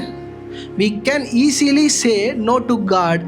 பட் ஆனால் காட் உங்களை பார்த்து நோ சொல்லிட்டாருன்னா உங்களுக்கு என்னவா இருக்குது? இன்றைக்கி ஆண்டவர் ஏதாச்சும் உங்களை கேட்கும் போது இதை பண்ணுங்க, இப்படிப்பட்ட காரியங்கள் உங்களை நோக்கி வரும்போது we can easily say no. அப்புறம் ஆண்டவர் உங்களை நோ சொன்னால் மட்டும் ஏன் கோச்சிக்கிறீங்க? நான் சொல்கிறேன், ஆண்டவர் உங்களுடைய காரியத்திற்கு நோ சொன்னால் நீங்கள் ஏன் என்ன பண்ணுறீங்க? கோச்சிக்கிறீங்க. இந்த 2026 போகிறீங்க. உங்கள் வாழ்க்கையில் உங்களை வேதனைப்படுத்தக்கூடிய காரியத்தை தேவனுக்கு கொடுக்க என்ன பண்ணுங்கள்? ஆயத்தமாக இருங்க. ஆண்டவரே, எனக்கு கோபம் அதிகமாக வரும் ஆண்டவரே. இந்த 2024 நான் பிரவேசிக்கும் போது என் கோவத்தை நான் என்ன பண்ணுறேன்? உமக்கு என்று கட்டுப்படுத்துகிறேன். சபைக்கு நான் லேட்டாக வரேன் ஆண்டவரே. இதுக்கப்புறம் நான் என்ன பண்ணுறேன்? சீக்கிரமாக வரேன் ஆண்டவரே. நான் சபையில் நான் எதுலேயுமே நான் கலந்துக்கல ஆண்டவரே. நான் சபையில் என்ன பண்ணுறேன்? நான் கலந்துக்கிறேன். நான் மார்த்தாளை போல இல்லை லாசருவை போல சேவை செய்ய நான் வரல ஆண்டவரே. சேவை செய்யறதுக்கு மாத்திரம் நான் வரல, நான் கொடுக்கவும் வரேன்ற இடத்துக்குள்ளே என்ன பண்ணுங்கள்? வாங்க, திருப்பி என்னை பார்த்து யாராச்சும் கேட்டுறாங்க, பாஸ்டர் நீங்கள் மட்டும் கொடுக்குறீங்களா? என்னது இருதயத்தில் ஓடும். ஏன்னா நான் விசுவாசி அப்படி உட்காந்துருக்கும் போது என் பாஸ்டர் பேசும்போது நான் உள்ளே என் டைமுக்குள்ளே தான் ஓடும். நீ முதல்ல கொடுக்குறியா? என்னது? அஃப்கோர்ஸ் இங்கே இருக்கிற யாருக்காச்சும் தோணுச்சுன்னா நான் சொல்கிறேன், நிச்சயமாக சொல்கிறேன், என் திராணிக்கு மேலே நான் கொடுக்குறேன். நான் ஓப்பனாக சொல்கிறேன், கர்வமாக சொல்கிறேன். இங்கே இருக்கிறவங்க நிறைய பேர் உங்கள் திராணிக்கு மேலே கொடுக்குறீங்க. என்றைக்காச்சும் பாஸ்டர் உங்களை செக் பண்ணணுன்னா நீங்கள் தாராளமாக என் வீட்டுக்கு வந்து என்ன பண்ணுங்கள்? செக் பண்ணுங்கள். எல்லா டிரான்சாக்ஷன் நான் எல்லாமே என்ன பண்ணுறேன்? வச்சுருக்கிறேன். ஏன்னா பண்ணாத ஒரு காரியத்தை பிரசங்கம் பண்ண எனக்கு நல்ல தகுதி இல்லை. இன்றைக்கி சபை நல்லா புரிஞ்சுக்கோங்க. உயிர் தெரிந்த லாசருவே என்ன பண்ணுறான்? கூட ஒட்டிக்கிட்டு ஆண்டு கூட நிற்கிறான். ஆனால் தன் சகோதரனை உயிரோடு எழுப்பின அன்னைக்கு அவள் அந்த பரிமள தைலத்தை எடுத்துகிட்டு வந்து அவள் ஆண்டோட பாதத்தில் ஊற்றும் போது அந்த வீடு ஃபுல்லாக அந்த நறுமணம் வந்துட்டு இருக்கும். அந்த வசனத்தை வாசிங்களேன். அப்பொழுது மரியாள் விலையேற பெற்ற கலங்கமில்லாத நலதராம் என்னும் தைலத்தில் ஒரு ராத்தலி கொண்டு வந்து அதை இயேசுவின் பாதங்களில் பூசி தன் தலைமயிரால் அவருடைய பாதங்களை துடைத்தாள். அந்த வீடு முழுவதும் தைலத்தின் பரிமள தைலத்தினால் நிறைந்திருந்தது. லாசருக்கு எப்படி தெரியுமா இருக்கும்? என்னடா பண்ணிட்டா, அது என்ன பண்ணிட்டா, இவன் வீட்டில் வச்சிருந்த தூக்கி வந்து என்ன பண்ணிட்டா, நான் இவளுக்காக வச்சுருந்தேன், இவன் என்ன பண்ணிட்டா எடுத்துன்னு வந்து ஊற்றிட்டா. இப்படிப்பட்ட காரியங்கள் அங்கே என்ன பண்ணியிருக்கோம், மர்மரிங்க எல்லாரும் ஒருத்தர் என்ன பண்ணியிருப்பாங்க, கண்டிப்பாக பேசியிருப்பாங்க. இதில் ஒரு ஸ்டெப்பு மேலே போய் வந்து பார்த்திங்கன்னா, ஏசு கூட இருக்கிற ஒரு நபரே இன்றைக்கும் நீங்கள் பாருங்கள், ஆண்டவருக்கு கொடுக்கும் போது சில சத்துருக்கள், நானுமே சொல்லியிருக்கிறேன், நான் இல்லைன்னா சொல்ல, ஆண்டவருக்கு என்ன பண்ணக்கூடாது, கொடுக்கக்கூடாது. இப்படிப்பட்ட காரியங்களை உங்களை பார்த்து என்ன பண்ணோம், எழும்போம். யோவானின் புஸ்தகம் 12வது அதிகாரம் 5வது வசனம். இந்த தைலத்தை 300 பணத்துக்கு விற்று தரித்திரருக்கு கொடாமல் போனதென்ன என்றார். நல்லா கவனிங்க, ஏசு கிறிஸ்து கூட இருந்த 12 பேர்லேயே ஒரு ஆள் என்ன சொல்கிறான், இந்த பணத்தை விற்று என்ன பண்ணலாம், ஏழைங்களுக்கு கொடுத்துருக்கலாம். இன்றைக்கி இப்படிப்பட்ட வசனங்கள்லாம் உங்களை நோக்கி வரும்போது, ஓ சரிதானே, என்னது என்னையும் ஒரு டைம் என்னை இம்ப்ரெஸ் பண்ண ஒரு காரியத்தை நான் உங்களுக்கு சொல்கிறேன். அப்படி யூடியூப்பில் இப்படி தள்ளிக்கிட்டே இருக்கும்போது ஒரு சினிமா ஆக்டர் ரட்சிக்கப்பட்டுக்கிறாரு. பைபிள் என்ன பண்ணல, முழுசாக படிக்கலை. எப்பயுமே இந்த புதுசாக ரட்சிக்கப்பட்டவங்க எப்படி இருப்பாங்கன்னா, ரொம்ப ஃபயராக இருப்பாங்க. எப்படி இருப்பாங்க, ரொம்ப வசனம் பேசுவாங்க, ரொம்ப பவர்ஃபுல்லாக இருப்பாங்க. ஏன்னா அவங்களுக்கு ஒரு பக்கம் ஒரு இடம் ஒன்று கிடச்ச உடனே அதான் ரைட்டுன்னு பிடிச்சிட்டு என்ன பண்ணுவாங்க, ரொம்ப ஷார்ப்பாக. நீங்கள் வந்து என் சர்ச்சிலலாம் நான் வாழ்க்கையே வெறுத்துட்டேன். ஒரு மைக்கை கேட்டாலும் வசனம் சொல்லி தான் மைக்கை என்ன பண்ணுவார், கொடுப்பார். மேலே சீலிங் மேலே ஏறி பால் சீலிங் மேலே வந்து டிவியை ஃபிக்ஸ் பண்ணிக்கிட்டு ஸ்க்ரூ டிரைவர் கேட்பேன், வசனம் சொல்லி என்ன பண்ணுவார், ஒருத்த காலில் நின்றுட்டு எனக்கு ஹைட் எட்டில் இப்படி நின்றுக்கிட்டு இப்படி தொங்கி டிவியை பிடிச்சி இப்படி ஸ்க்ரூ மாட்டும்போது கீழே குஞ்சு கேட்பேன். ஏன்னா அவங்க புதுசாக ரசிக்கப்பட்டுக்கிறாங்க, வாயை தந்தாலும் என்னது வசனம். அந்த ஸ்க்ரூ டிரைவர் எடுத்தது கூட பைபிள் வந்து ஒரு அழகான வசனத்தை எடுத்து சொல்லிவிட்டு அது என்ன பண்ணுறாரு, மண்டை காஞ்சிடும் இப்படிப்பட்ட ஆளுங்களாம். அதே மாதிரி புதுசாக ரசிக்கப்பட்ட ஒரு சினிமா ஆக்டர் பைபிள் ஃபுல்லாக படிக்கல போல், என்ன சொல்கிறாரு, சபைக்கெலாம் என்ன பண்ணாதீங்க, கொடுக்காதீங்க. அந்த கொடுக்கறதுக்கு பதிலாக ஏழைங்களுக்கு 4 ஏழைங்களுக்கு கொடுத்தா அது கர்த்தருக்குன்னு கொடுக்குற மாதிரி. இது வரைக்கும் ஓகே, நான் பார்ஷியலாக என்ன பண்ணுவேன், அக்செப்ட் பண்ணிப்பேன். அடுத்தது அந்த நபர் என்ன தெரியுமா சொல்கிறேன், நான் சர்ச்சுக்கே என்ன பண்ண மாட்டேன், போக மாட்டேன், நான் பைபிள் வச்சுன்னு வீட்டிலே என்ன பண்ணுவேன், படிப்பேன். இப்போ இருக்கிற யங்ஸ்டர்ஸ் அதை பார்க்கும்போது அவங்க இருதயம் என்ன தெரியுமா தோணும், இவர் சொல்கிறது தான் ரைட்டு. இன்றைக்கி இதை ஒரு சரியான முறையில் சொல்லணுன்னா எப்படி சொல்லணும்னா, நீங்கள் விதைக்கிற சபையும் அந்த ஊழியக்காரனும் சரியா என்று பார்த்து என்ன பண்ணுங்கள், விதைங்கன்னு யாராவது சொன்னாங்கன்னா அது ரைட். நான் சொல்கிறது புரியுதா? ஆனால் பிசாசு எப்படி இப்போ இருக்கிற யங் ஜென்ரேஷனை தொடுதுன்னா, கொடுக்காத, என்ன பண்ணாத.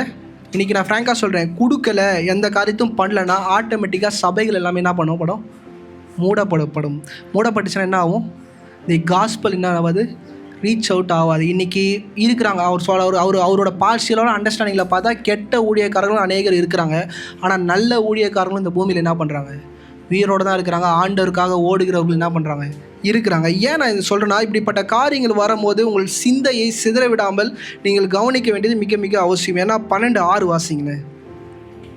அவன் தரித்திரரை குறித்து கவலைப்பட்டு இப்படி சொல்லாமல், நல்லா கவனிங்க, தரித்திர குறித்து அவன் கவலைப்பட்டு என்ன பண்ணல, சொல்லலை. இன்றைக்கி யார் வாயில் வேணாலும் பிசாசு உள்ளே வந்து என்ன பண்ணும், பரதநாட்டியம் ஆடும். ஏன்னா அந்த சினிமா ஆக்டர் இன்ஃப்ளூயன்ஸான ஒரு நபர், அவர் சொன்னாரா என்ன ஆகும், பல பேரை ரீச் பண்ணோம். அவரோட சிந்தைக்குள்ளே போய் பிசாசு கிரியை செய்து அவர் ரட்சிப்பு வந்து நான் சொல்லுவேன், ரட்சிக்கப்படுற கொஞ்சம் சீசன் அமைதியாக என்ன பண்ணுங்க இருங்க. எனக்கும் நான் ரட்சிக்கப்பட்ட புதுசில் மைக்கேற்று பயங்கரமாக பாட்டு பாடி நம்ம ஒரு பெரிய ஊழியக்காரனை என்ன பண்ணோம், வெளியே ஏறணும்னு சொல்லிட்டு பணம்லாம் கொடுத்து கையில் இருக்கிற பணத்தெல்லாம் கொடுத்து பாட்டு எழுத விட்டேன். ஒரு 4 பாட்டு எழுதுகிற ஆசிரியரை கூப்பிட்டு, ஐ பே மை ஓன் மணி, நான் சம்பாதிக்கிற பணத்தை எனக்கு பாட்டு எழுதி கொடு, நான் பாட்டு பாடி என்ன பண்ண போகிறேன், ஜெசன் எடிம்ரோ மாதிரி பாட்டு என்ன பண்ண போகிறேன், ரிலீஸ் பண்ண போகிறேன். 2-3 பாட்டுலாம் பாடி என்ன பண்ணேன். ஆனால் ஆண்டவர் என்கிட்ட பேசினாரு, டேய் நீ வேறு ஏதோ பண்ணுங்கிற, என்னது அன்னியோட கட் பண்ணி தூரத்துக்கு வச்சேன். பாட்டு எழுதுறத கூட நான் ஸ்டாப் பண்ணி என்ன பண்ணிட்டேன், வச்சுட்டேன். பைபிளை ஃபுல்லாக தெரிஞ்சுக்கிறேன், என் ஆண்டவர் யார் நான் புரிஞ்சுக்கிறேன். அதுக்கப்புறம் அவரை பற்றி நான் என்ன பண்ணுறேன், பாடுறேன். ஏன்னா நேற்று கூட போன வாரம் கூட பிரதர் அழகாக கேட்டார், யெஷூரன் நான் என்ன அடுத்தோன்னு. நான் பைபிள் எடுத்து படித்தேன், என்னையே ஷாக் ஆகிடுச்சு. யெஷூரன்னா நான் ஆண்டரோட நாமம்னு நினச்சிக்கிறேன், அது ஆண்டோட நாமமே இல்லைன்னு நேற்று நான் படிக்கும் போது டோட்டலாக மைண்ட் ப்ளோயிங். நீ எந்த அளவுக்கு பைபிள் தெரிஞ்சு வச்சுருக்கிறன்னும் போது ஒன்றுமே இல்லைன்றது தான் நேற்று தான் நான் என்ன பண்ணேன், புரிஞ்சுனேன். யெஷூரன்னா கடவுளோட நாமம். அப்பாவும் கேட்டால் அப்படி தான் சொல்லுவார். ஆனால் நான் ஈப்ரூவை எடுத்து படிக்கும் போது தான் தெரிஞ்சுது, அது ஆண்டருடைய நாமம் இல்லை, அது பரிசுத்தத்துக்கான ஒரு நபருக்குரியது. அதை வந்து ஆண்டருக்கு என்ன பண்ணுறாங்க, மனுஷங்க சொல்கிறாங்களே தவிர அது ஆண்டருடைய நாமமாக என்ன பண்ணாது, ஒரு காலம் ஆகாது. நியூ இயரோட வாக்கு தத்தமாய் அந்த வசனத்தை தான் நான் எடுத்துருக்கிறேன். அதை நான் நியூ இயர் அப்போ கண்டிப்பாக சபைக்கு என்ன பண்ணுறேன், பேசுகிறேன். இந்த 6வது வசனம் நல்லா கவனிங்க. அவனுக்கு ஏழைகள் மேலே அக்கறை இல்லை, ஆனால் பணப்பை அவன் கிட்டே இருக்கிறதுனால அப்படி என்ன பண்ணானா, அப்படி பேசுனானா? இன்றைக்கி அநேக ஆலோசனைகளை அவங்க இருதயத்தில் தோன்றதெல்லாம் பேசுவாங்க. அதெல்லாம் கேட்டு நீங்கள் அதன்படி வாழ ஆரம்பிச்சிங்கன்னா நம்ம வாழ்க்கை என்ன ஆகிடும்? மிக கஷ்டமாயிடும். மார்க்கின் புஸ்தகம் 14:9. இந்த சுவிசேஷம் உலகத்தில் எங்கெங்கு பிரசங்கிக்கப்படுமோ அங்கெங்கே இவளை நினைப்பதற்காக இவள் செய்ததும் சொல்லப்படும் என்று மெய்யாகவே உங்களுக்கு ஆண்டவர் ஒரு விஷயம் சொல்றாரு மார்த்தாளுக்கு, நான் மெய்யாகவே சொல்றேன், இவ கொடுத்த விஷயம் எங்கெங்கெல்லாம் சுவிசேஷம் வெளிப்படுதோ அங்கெல்லாம் என்ன பண்ணுமா? வெளிப்படுமா? இன்னைக்கு இந்த சபைகளுக்குள்ள நடக்கிற எல்லா ஊழியமும் சரி, சுவிசேஷமும் சரி, ஏன் நான் தனிப்பட்ட முறையில் பேசுகிற எல்லாருக்கூடையும் இடைப்படும் போது நான் அல்ல, இந்த சபைக்கு இந்த ஆசீர்வாதம் என்னது நிச்சயமாய் உண்டு. இந்த சபையில் இருக்கிற ஒவ்வொரு குடும்பமும் இன்னைக்கு அநேக நேரம் நான் பண்ணுறதை நான் ஏன் நான் என்ன பண்ணல, விரும்பலை. ஆனால் உங்களுக்கு என்னைக்காச்சும் கஷ்டப்படுறீங்க, பாஸ்டர் நீங்கள் ஒன்றுமே செய்யலைன்னு நீங்கள் ஃபீல் பண்ணிங்கன்னா, உங்கள் ஹார்ட் ஃபெல்ட் லைக் தட், தசம்பாகம் கொடுத்து காணிக்கை கொடுத்து இந்த சபையை தாங்குற நீங்கள் அதை ஃபீல் பண்ணிங்கன்னா, கம் அண்ட் ஆஸ்க் மீ. என்னது நேராக வந்து என்ன பண்ணுங்கள், கேளுங்க. நீங்கள் என்ன பாஸ்டர் பண்ணுறீங்கன்றதை என்ன பண்ணுங்கள், தாராளமாக கேளுங்க. நான் உங்களுக்கு என்ன பண்ணுறேன், உங்களுக்கு நான் போதிக்கிறேன், நான் சொல்கிறேன், நான் என்ன பண்ணுறதை உங்களுக்கு என்ன பண்ணுறேன் சொல்கிறேன். இன்றைக்கி நல்லா கவனிங்க, கொடுப்பதுனால தலைமுறை தோறும் ஆசீர்வாதம் இல்லை, உங்களோட பேர் அவருடைய ராஜ்யத்தில் என்ன பண்ணும் இருக்கும். சபை புரிஞ்சுக்கோங்க, ஆசீர்வாதம் கிடையாது, அவருடைய ராஜ்யத்தில் உங்களுக்கு பேர் என்ன பண்ணும், நிலைத்திருக்கும். இதை தான் ஆண்டவர் அஷூரன்ஸாக கொடுக்குறாரு. கொடுக்கப்படணும்லாம் ஆண்டவர் என்ன பண்ணல, சொல்லலை. இவ்வளோ பெரிய உயர்ந்த தைலத்தை நீ என் சமூகத்துக்கு கொண்டு வந்த, எங்கெங்கெல்லாம் சுவிசேஷம் அழிக்கப்படுதோ அந்த இடத்துல அவன் பேர் என்ன பண்ணும், வெளிப்படும். ஆனால் யூதாஸோட காரியத்தோட வாழ்க்கையை யோசிச்சு பாருங்கள். ஆண்டவர் கூடயே இருந்து அவனோட இருதயம் எப்படிப்பட்டதாக இருக்கிறது. இன்றைக்கி சபைக்குள்ளே அமர்ந்திருக்கிற நீங்கள், உங்கள் இருதயம் எப்படி இருக்குது? எரேமியா 17:9. எல்லாவற்றையும் பார்க்கிறோம் இருதயமே திருப்புள்ளதும் மகா கேடுள்ளதுமாய் இருக்கிறது. நல்லா கவனிங்க, இந்த இருதயம் மகா என்ன உள்ளதா இருக்கு, கிறுக்குள்ளதும், டிஃப்ரெண்ட்டாக யோசிக்க தோணும். என்னது, இன்னைக்கு ரட்சிக்கப்பட்ட சபைக்குள்ளே அமர்ந்திருக்கிற ஒவ்வொருத்தருக்கும் என்ன தோணும், டிஃப்ரெண்ட்டாக யோசிக்க தோணும். அவங்க யோசிச்சதுலேருந்து அவங்க தியாலஜி என்ன பண்ணுவாங்க, பேசுவாங்க. இன்றைக்கி ஜஸ்டின் பிரகாசம் நானே அப்படி பேசினாலும் வேதம் என்ன சொல்லுதுன்னு பார்த்து அதன்படி என்ன பண்ணுங்கள், உங்கள் செவியை சாய்க்க கற்றுக்கொள்ளுங்க. ஏன்னா பிசாசான் எப்போ என்னை வீழ்த்துவானும் தெரியாது, எதிர்க்கில் இருக்கிற எந்த நபரை எப்போ வீழ்த்துவானும் தெரியாது. ஏன்னா சபை இந்த இடத்துல மிக கவனமாக இருக்கணும். யோவான் 13:14-18. போதகருமாகிய நானே உங்கள் கால்களை கழுவினது உண்டானால் நீங்களும் ஒருவருடைய கால்களை ஒருவர் கழுவ கடவீர்கள். இன்னைக்கு சபையில் நீங்கள் யார் காலையும் கழுவ தேவையில்லை. ஆனால் சபைக்குள்ளே சில காரியங்கள் கசப்பாக இருந்தாலும் அதை புரிந்து கொண்டு அந்த அனுபவத்திற்குள்ளே நடக்க என்ன பண்ணுங்க, பழகி கொள்ளுங்க. அப்போ தான் ஒரு சபை என்ன பண்ணும், தேவனுக்கு பிரியமான ஒரு சபையாக என்ன பண்ணும், வளரும். இந்த சபையில் 100 பேர் இருந்தாலும் சரி, 200 பேர் இருந்தாலும் சரி, இப்படிப்பட்ட மனப்பான்மையில் இருந்தால் மட்டும்தான் அது தேவனுக்கு பிரியமான ஒரு சபையாக இருக்குமே தவிர, கூட்டம் கூடிருச்சு ஆனால் உள்ள ஒற்றுமை இல்லை, ஒரு சமாதானம் இல்லைன்னு வச்சுக்கோங்களேன், என்ன ஆகிடும், கெட்டு போய்டும். ஒருவருக்கு ஒருவர் புத்தி சொல்லும் போது யோசிச்சு பாருங்கள், இட்ஸ் ரைட்டா ராங்கான்னு பார்த்து அதை என்ன பண்ணுங்கள், அக்செப்ட் பண்ணிக்க கற்றுக்கோங்க. படிங்கம்மா. நான் உங்களுக்கு செய்தது போல நீங்களும் செய்யும்படி உங்களுக்கு மாதிரியை காண்பித்தேன். மெய்யாகவே நான் உங்களுக்கு சொல்கிறேன், ஊழியக்காரன் தன் எஜமானிலும் பெரியவன் அல்ல, அனுப்பப்பட்டவன் தன்னை அனுப்பினவரிலும் பெரியவன் அல்ல. நீங்கள் இவைகளை அறிந்திருக்கிறபடியினால் இவைகளை செய்வீர்களானால் பாக்கியவான்களாய் இருப்பீர்கள். இதெல்லாம் செஞ்சீங்கன்னா நம்ம யாரா? இன்னைக்கு சபைக்குள்ளே சில கசப்பான அனுபவங்கள் நடக்கும்போது, சில தவறான அனுபவங்கள் நடக்கும்போது பொறுத்து அது கூட டாலரன்ஸ் பண்ணி நீங்கள் அது கூட வருவீங்கன்னா நீங்கள் யார்? பாக்கியவான்கள். சில நேரம் நீங்கள் என் காலை கழுவுற மாதிரி இருக்கும், சில நேரம் நான் உங்களோட காலை என்ன பண்ணுற மாதிரி இருக்கும், கழுவுற மாதிரி இருக்கும். ரெண்டுத்துக்கும் என்ன பண்ணணும், அலோ பண்ணிக்கணும், புரிஞ்சுக்கணும். அதன்படி நம்ம பலப்படும் போது தான் இந்த சபைக்குள்ளே தேவனுடைய நாமம் என்ன பண்ணும், மகிமைப்படும். இன்றைக்கி சொன்ன யூதாஸை பற்றி, யூதாஸ் பேசின காரியத்தை பற்றி நம்ம பார்த்தோம். படிங்க அடுத்த வசனம். எல்லாரையும் குறித்து நான் பேசவில்லை, நான் தெரிந்து கொண்டவர்களை அறிவேன். ஆகிலும் வேத வாக்கியம் நிறைவேறத்தக்கதாக என்னுடனே அப்பம் புசிக்கிறவன் என் மேல் தன் குதிகாலை தூக்கினான். என் மேல என்ன பண்ணா? குதிகாலை தூக்குனது யாரு? தன்னோடு இருந்த 12 பேர்ல ஒரு நபர், ஊழியக்காரன், அற்புதங்களை செய்தவன், அடையாளங்களை செய்தவன். அவன் தான் யார் மேலே குதிகால் என்ன பண்ணான்? தூக்குனான். ஆதியாகமம் 3-வது அதிகாரம் 15வது வசனம். உன் வித்துக்கும் அவள் வித்துக்கும் பகை உண்டாக்குவேன். ம். அவர் உன் தலையை நசுக்குவார், நீ அவள் குதிகாலை நசுக்குவாய் என்றார். பிசாசு என்ன பண்ணுமா? குதிகாலை நசுக்குமா. பாஸ்டர், அப்போ ஜூடாஸ் யூதாஸ் தான் பிசாசான்னு கேட்டால் இல்லை. யார் யாரெல்லாம் ஆண்டவருக்கு விரோதமான காரியங்கள் பண்ணுறீங்களோ, நீங்கள் என்ன தெரியுமா பண்ணுறீங்க? உங்கள் குதிகாலை ஆண்டவரை நசுக்கு என்ன பண்ணுறீங்க? தூக்குறீங்க. சபை நல்லா புரிஞ்சுக்கோங்க. யூதாஸ் பிசாசு கிடையாது. ஆனால் ஆண்டவர் அழகாக சொல்கிறாரு, குதிகாலை என்ன பண்ணா? தூக்கினா. எதுக்கு தூக்கினானா, கூட இருந்து வந்ததுலேருந்து எதுவுமே ஆண்டோட சித்தத்தை அவன் என்ன பண்ணல, செய்யவே இல்லை. ஆனால் ஆண்டவர் அவனை அற்புதம் செய்ய விட்டார். ஆண்டவர் காரியங்களை அவனுக்கு வாய்க்கு என்ன பண்ணார்? விட்டார். அவன் ஜெபம் பண்ணாலும் என்னாச்சு? சுகமாச்சு. பணத்தையே அவனை நம்பி தான் என்ன பண்ணார். ஆனால் அவனோட இருதயம் எப்படி இருந்துச்சு? கடைசி பரியந்த வரைக்கும் அவனுக்கு என்ன பண்ணார்? ஆப்பர்ச்சுனிட்டி கொடுத்தார். நீங்கள் சபைக்குள்ளே மிக கவனமாக இருங்க. யூதாஸை போல் என்ன பண்ணாதீங்க, மாட்டிக்காதீங்க. 12 பேரை நிற்க வச்சா ஒருத்தன் மேலேயும் பிழையை என்ன பண்ண முடியாது, கண்டுபிடிக்க முடியாது. இயேசு கிறிஸ்து காட்டி கொடுக்குற அந்த நாள் மட்டும். ஏன்னா பைபிள் அடிக்கடி சொல்லிட்டான், காட்டி கொடுத்த யூதாஸ்காரி, காட்டி கொடுத்த யூதாஸ்காரி. இன்றைக்கி பாருங்கள், அந்த தவறை பண்ணிட்டா பரலோகம் அநேக நேரம் நம்மளை அப்படி தான் சொல்லும், காட்டி கொடுத்த ஜஸ்டின் பிரகாசம், காட்டி கொடுத்த ஜஸ்டின் பிரகாசம். திருப்பி வசனத்துக்குள்ளே போ. யோவான் 12வது அதிகாரம் 3வது வசனம். அப்பொழுது மரியாள் வெளியேறப்பெற்ற கலங்கமில்லாத நலதலம் என்னும் தைலத்தில் ஒரு ராத்தல் கொண்டு வந்து அதை இயேசுவின் பாதங்களில் பூசி தன் தலைமயிரால் அவருடைய பாதங்களை துடைத்தாள். அந்த போதும் போதும். என்ன புரிஞ்சுது எல்லாருக்கும்? இதை பைபிள் நிறைய வாட்டி படிச்சிருப்பீங்க. என்ன புரிஞ்சுது? ஏன்னா அதை தாண்டி இப்போ பிரசங்கம் பண்ணிட்டு நான் வந்துட்டேன். Very expensive perfume. இதை தவிர்த்து என்ன புரிஞ்சுது? ஏன் இதை மார்த்தாள் பண்ணலை? ஏன் இதை லாசுரு பண்ணல? ஏன் இவ பண்ணான்? சபை நன்றாய் ஒரு விஷயம் புரிஞ்சுக்கணும்.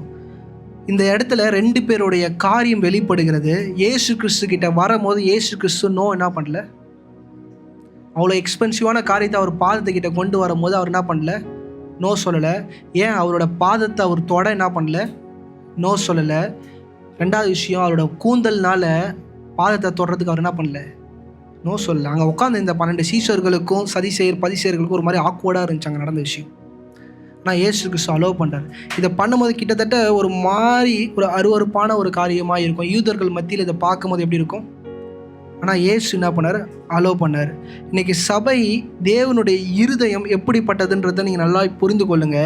அதுக்கு முன்னாடி மரியாளுடைய இருதயம் எப்படிப்பட்டதுன்னு முதல்ல புரிஞ்சு கொள்ளுங்க.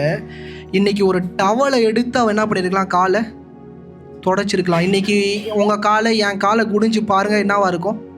ரொம்ப க்ளீனாக இருக்கும். அழுக்காக இருக்கலாம் தயவுசெய்து சொல்லாதீங்க. அந்த காலத்தில் எங்கே போனாலும் நடந்து தான் என்ன பண்ணுவாங்க. அந்த நாளில் ரோடுலாம் என்ன பண்ணல, போட்டே வைக்கல.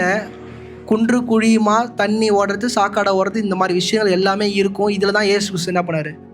நடந்து வந்தார். வீட்டுக்குள்ளே வரும்போது காலை கழுவிட்டு வந்திருப்பார். பாஸ்டர் நீங்கள் சொல்லுவீங்க, எஸ் அஃப்கோர்ஸ் கழுவிட்டு தான் வந்திருப்பார். ஆனாலும் தட் மச் நாட் க்ளீன். ஒரு பெண் அவருடைய கூந்தலை எடுத்து எங்கே வைக்கிறா? இயேசு கிறிஸ்துவோட பாதத்தில் வைக்கிறா. இங்கே என்னதான் பாஸ்டர் நடக்குதுன்னு கேட்டால் 1 கொரிந்தியர் 11வது அதிகாரம் 14 - 15. புருஷன் மயிரை நீளமாய் வளர்க்கிறது, அவனுக்கு கனவீனமாய் இருக்கிறது. கணவன் என்ன பண்ணக்கூடாது? முடிய அதிகமாக வளர்க்கக்கூடாது. படிங்கம்மா. ஸ்திரீ தன் மயிரை நீளமாய் வளர்க்கிறது, அவளுக்கு மகிமையாய் இருக்கிறது என்றும் சுபாவமே உங்களுக்கு போதிக்கிறது இல்லையா? நல்லா கவனிங்க. முடி எதுக்கு அடையாளமா? ஒரு பெண்ணுக்கு மகிமைக்குரியது எது? ஏன் பாஸ்டர் அப்படி மகிமைக்குரியதை ஆண்டோட பாதத்துக்கிட்ட கொண்டு வந்தா? இன்னைக்கு சபை திருப்பி நல்லா புரிஞ்சுக்கோங்க. இதை எதுக்காக அவ பண்ணானா? Thanks giving. தன்னுடைய சகோதரனை ஜீவனோடு காத்ததுக்காக. இன்னைக்கு அவரோட வாழ்க்கையில் லாசுரு மரணம் அடைந்து இருக்கும்போது மார்த்தாளோட இருதயமும் மரியாளுடைய இருதயம் பட்ட வேதனை நல்லா புரிஞ்சுக்கோங்க. வென் ஒரு மேல் இறந்துட்டாங்கன்னா அவங்களுடைய சொத்து பற்றி எல்லாமே என்ன பண்ண முடியும்? பறிச்சுக்கப்பட முடியும். நல்லா கவனிச்சுக்கோங்க. 2, எனி ஜென்ஸ், எந்த ஆம்பளை வேணாலும் இவங்க குடும்பத்துக்குள்ளே என்ன பண்ணுவாங்க? இன்டர்ஃபை ஆகும். ஏன்னா இவங்களுக்கு எந்த யூத கலாச்சாரத்தின்படி பெண்களுக்கு என்ன கிடையாது? அதிகாரமே கிடையாது.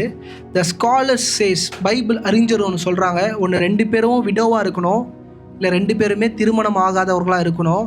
ஆனால் ஒரு 80% ஆஃப் ஸ்காலர்ஸ் என்ன சொல்றாங்க, 2 பேரும் திருமணமாய் கைவிடப்பட்டவர்களா. என்னது? தன் சகோதரனுடைய ஷேடோல பரிசுத்தமா என்ன பண்றாங்க, வாழ்ந்து கொண்டிருக்கிறார்கள். இப்படிப்பட்ட ஒரு சூழ்நிலையில இந்த குடும்பம் போய் கொண்டு இருக்கும் போது யார் செத்து போறா? இப்ப யோசிச்சு பாருங்க, அவளுக்கு எவ்வளவு பயமா இருந்திருக்கும். என் வாழ்க்கை எப்படி போகுதுன்னு அழுதுருப்பா. இது மார்த்தாலும் மரியாளும் உடைக்கப்படுகிற அந்த அனுபவம். இந்த காலை வேளையில் நான் சொல்றேன், நீங்க எப்பேற்பட்ட உடைக்கப்பட்ட அனுபவத்துல இருந்தாலும் மார்த்தாளை போல அல்ல, மரியாளை போல உங்களால இருக்க முடியுமா? இன்னைக்கு சபை நல்லா புரிஞ்சுக்கோங்க. ஆண்டவரே, இந்த கூந்தல் எனக்கு மகிமைக்குடையது, ஆனா என் வாழ்க்கையில இந்த சின்ன தவறு மட்டும் நடந்துச்சா என்னை வேசியா என்ன பண்ணியிருப்பாங்க, தள்ளி இருப்பாங்க. இந்த அழகு நிறைந்த கூந்தல் பல ஆண்களால் இச்சிக்க என்ன பண்ணியிருக்கோம், பட்டிருக்கும். அதை தடுத்து நிறுத்த எனக்கு யாருமே கிடையாது. என் சகோதரன் மாத்திரம்தான் இருந்தான். அவனை நீர் ஜீவனோடு கொடுத்தீர். என் மகிமைக்கு உண்டான என் கூந்தல் உம்முடைய பாதத்துக்கு என்னது சமம். அதை மார்த்தாள் கூட உணரல, ஏன் லாசரு கூட உணரல. ஆனால் இவ இருதயத்தில் அவர் புரிந்து கொண்டா, லாசரு இறந்து போயிருந்தாருன்னா என் வாழ்க்கை என்ன ஆயிருக்கும், கண்ட நாயெல்லாம் என் வீட்டு படி என்ன பண்ணியிருப்பான், ஏறி இருப்பான். நான் இப்போ இவ்வளோ வசதியாக இருக்கிற அந்த வசதியெல்லாம் அவன் எடுத்துட்டு என்னை என்ன பண்ணியிருப்பான், நிற்கதியாக நிற்க விட்டுருப்பான். ஆனால் தேவன் நீர் வந்து நான் கேளாத அற்புதத்தை எனக்காக என்ன பண்ணீர். இந்த காலையில் நான் சொல்கிறேன், கேளாத அற்புதங்களை செய்கிறவர் தான் என் தேவன் ஆகிய கர்த்தர். இன்னைக்கு அநேகரார் நீங்கள் கேட்டு கேட்டு கேட்டு ஒன்றுமே நடக்கலன்னு நினைக்கிறீங்க. நீ கேட்கவே தேவையில்ல, உங்கள் இருதயம் ரொம்ப முக்கியங்க. நான் இந்த நியூ இயர் அப்போ நான் பேசும்போது உங்களுக்கு புரியும். ஆண்டவர்கிட்ட போய் பெக் பண்ணவே தேவையில்ல, பிச்சை எடுக்கவே தேவையில்லை, அவர் கொடுப்பார். யாருக்கு அது புரியுதோ, நான் சொல்றது நல்லா புரியும். போய் பிச்சைவே எடுக்க தேவை. அப்பா கிட்ட போய் புள்ள போய் கேட்கணும், வாங்க எனக்கு இது வேணும் அது வேணும்னு. அப்பாவுக்கு தெரியும் அந்தந்த டைம்ல என்ன பண்ணணும்னு. இன்னைக்கு சபைகள் மட்டும்தான் மாற்றி வச்சிருக்கு. போய் ப்ரே, முட்டி போட உபவாசம், பரிசுத்தமாக மாற்றணும் அவர் கண்களுக்கு முன்னாடி. இன்னைக்கு நான் சொல்கிறேன், மார்த்தாளுக்கும் மரியாதைக்கும் நடந்த ஒரு விஷயத்தை நான் சொல்லும் போது உங்களுக்கு புரியும் ஆண்டவருடைய இருதயம் எப்படிப்பட்டது, ஏன் இந்த இடத்துல மரியாதை அவர் அலோவ் பண்ணார்ன்றது புரியும். 11ஆவது அதிகாரம் யோவான் 17-18. இயேசு வந்தபோது அவர் கல்லறையில் வைக்கப்பட்ட 4 நாள் ஆயிற்று என்று கண்டார். நல்லா கவனிங்க, லாசரு செத்து போய் 4 நாள் ஆயிடுச்சு. வேத உச்சத்தில் என்ன பண்ணுது, ஒரு குடும்பத்தில் ஒரு கணவர் இல்லை ஒரு நபர் இறந்துட்டா உங்கள் குடும்பம் எப்படி எந்த நிலையில் இருக்கும், உச்சத்தில் இருக்கும். 4 நாள் லாசரு செத்து 4 நாள் ஆயிடுச்சு. 4 நாள் கழிச்சு தான் இயேசு கிறிஸ்து வராரு. இன்னைக்கு இந்த அதிகாரத்தை நீங்கள் நன்றாய் படிக்கும் போது ஒரு விஷயத்தை புரிந்து கொள்ளுங்க. லாசரு சாவணும்னு சொல்லிட்டு லேட்டாக வந்தாரா, இல்லை இயேசு கிறிஸ்து லேட்டாக வந்தாரா? கொஞ்சம் புரிஞ்சுக்கோங்க. லாசரு சாவுட்டோன்னு விட்டு ஆண்டவர் லேட்டாக வந்தாரா, இல்லை அவர் கஷ்டப்பட்டு அவர் ஓடி ஆறும்போது லேட் ஆயிடுச்சா? நாம மகிமைப்படணும்னு சொல்லிட்டு அவர் என்ன பண்ணாரு, யார் மேலே தப்பு, ஆண்டவர் மேலே தானே தப்பு. படிங்கம்மா. இயேசு வருகிறார் என்று மார்த்தாள் கேள்விப்பட்ட போது அவருக்கு எதிர்கொண்டு போனாள். மரியாளோ வீட்டில் உட்கார்ந்து. நல்லா கவனிங்க, இயேசு வருகிறார் என்று கேள்விப்பட்ட போது மார்த்தாள் என்ன பண்றா, இயேசுவை நோக்கி. மரியாள் எங்க இருக்கிறா? இதை படிக்கும்போது எல்லாரும் என்ன புரிஞ்சுக்கிறாங்க, மரியாளுக்கு தெரியும் இயேசு வராருன்னு. என்ன பண்ணல மரியாள், மார்த்தாளுக்கு தெரிஞ்சிச்சு, மார்த்தாள் எஸ்கேப்பு. மரியாளுக்கு தெரியல, மரியாள் வீட்டில் என்ன பண்றா, துக்கத்துல இருக்கிறா. 21ஆவது வசனம் வாசிங்கம்மா. மார்த்தாள் இயேசுவிடத்தில் வந்து, ஆண்டவரே, நீர் இங்கே இருந்தீரானால் என் சகோதரன் மரிக்க மாட்டார். நீங்க இங்க இருந்தீங்கன்னா என் சகோதரன் என்ன பண்ணிருக்க மாட்டா. வேற என்ன ஆண்டவரே உயிரோட எழுப்புங்கன்னு கேட்டாங்களா? நல்லா சபை நன்றாய் புரிந்துக்கோங்க. உயிரோட எழுப்புங்க, என் வாழ்க்கை போயிடுச்சு, எங்கள் வாழ்க்கையே ஒன்றுமே இல்லாமல் போயிடுச்சு ஆண்டவரே, நாங்கள் நட்டாத்தில் நிற்கிறோம், எங்களுக்கு உண்டானது எல்லாமே போயிடுச்சு, எங்கள் வாழ்க்கையை அழிஞ்சிச்சு, நீ மாத்தாள் கத்தனாலா? இல்லை. 32ஆவது வசனம் வாசிங்கம்மா.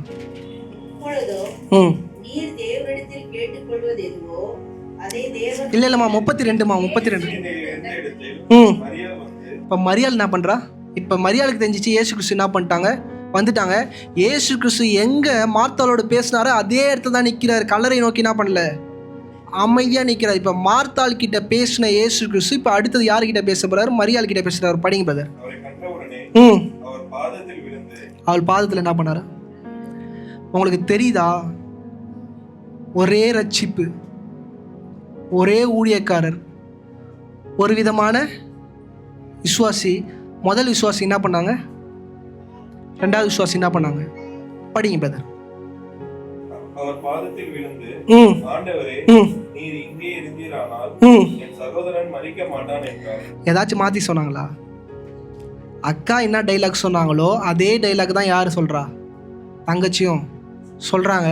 ஆனால் இங்கே என்ன ஒரே டிஃப்ரெண்ட், இவன் என்ன பண்ணா? காலில் விழுந்தா, அவன் என்ன பண்ணல? காலில் விழலை. 24 26 வாசிங்க.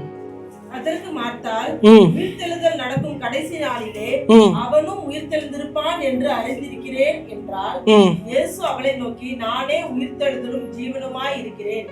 என்னை விசுவாசிக்கிறவன் மரித்தாலும் பிழைப்பான். உயிரோடு இருந்து என்னை விசுவாசிக்கிறவன் எவனும் என்றென்றைக்கும் மறியாமலும் இருப்பான். இதை விசுவாசிக்கிறாயா என்றார். இப்ப மார்த்தாள் கிட்ட இவர் என்ன பேசின்னு இருக்காருன்னு புரியுதா? ஏதோ என்ன பண்றாரு, உயிர்த்தெழுதலை பத்தி பேசி கொண்டிருக்கிறார். இன்னைக்கு அநேக நேரம் ஏன் என் ஜபம் கேட்கப்படலை, என் துதியின் சத்தம் ஏன் கேட்கப்படலைன்னா, ஆண்டவருக்கு தெரியும் நீ அடுத்தது என்ன பண்ண போற. அவங்க இன்னும் புரியல. மரியாள் கிட்ட வாங்க. 33. அவள் அழுகிறதையும் அவளோடு கூட வந்த யூதர்கள் அழுகிறதையும் இயேசு கண்டபோது ஆவியிலே கலங்கி துயரமடைந்து. ஆவியிலே கலங்கி துயரம்.